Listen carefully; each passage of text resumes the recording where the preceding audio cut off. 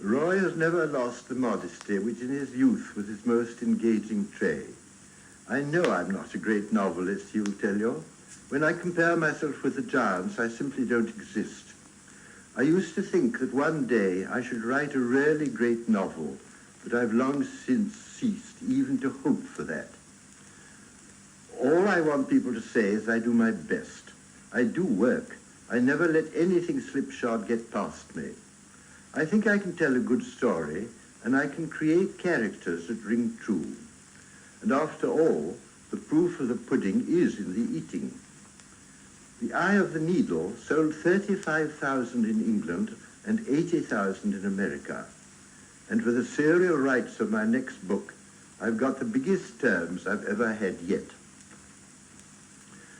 And what, after all, can it be other than modesty that makes him even now write to the reviewers of his books, thanking them for their praise and ask them to luncheon?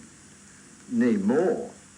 When someone has written a stinging criticism, and Roy, especially since his reputation became so great, has had to put up with some very virulent abuse, he doesn't, like most of us, shrug his shoulders, fling a mental insult at the ruffian who doesn't like our work and then forget about it.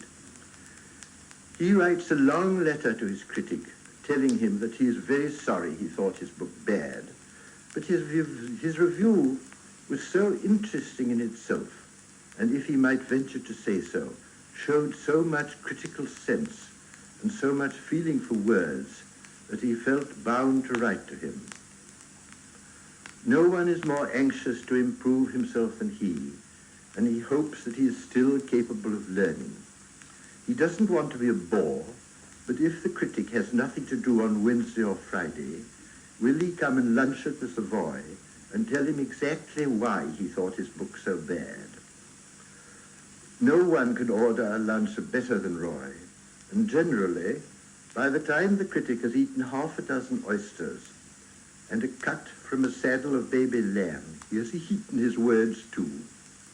It is only poetic justice that when Roy's next novel comes out, the critic should see in the new work a very great advance. One of the difficulties that a man has to cope with as he goes through life is what to do about the persons with whom he has once been intimate and whose interest for him has in due course subsided. If both parties remain in a modest station, the break comes about naturally and no ill feeling subsists. But if one of them achieves eminence, the position is awkward. He makes a multitude of new friends, but the old ones are inexorable. He has 1,000 claims on his time, but they feel that they have the first right to it. Unless he is at their beck and call, they sigh, and with a shrug of the shoulders say, "Ah, well, I suppose you're like everyone else. I must expect to be dropped now that you're a success." That, of course, is what he would like to do if he only had the courage. For the most part, he hasn't. He weakly accepts an invitation to supper on Sunday evening. The cold roast beef is frozen and comes from Australia and was overcooked at middle day. And the burgundy, why will they call it burgundy? Have they never been to Beaune and stayed at the Hotel de la Poste? When a little blue clock in the middle of the park sings a tune to the moon up above, it is nature, that's all, simply telling us to fall in love.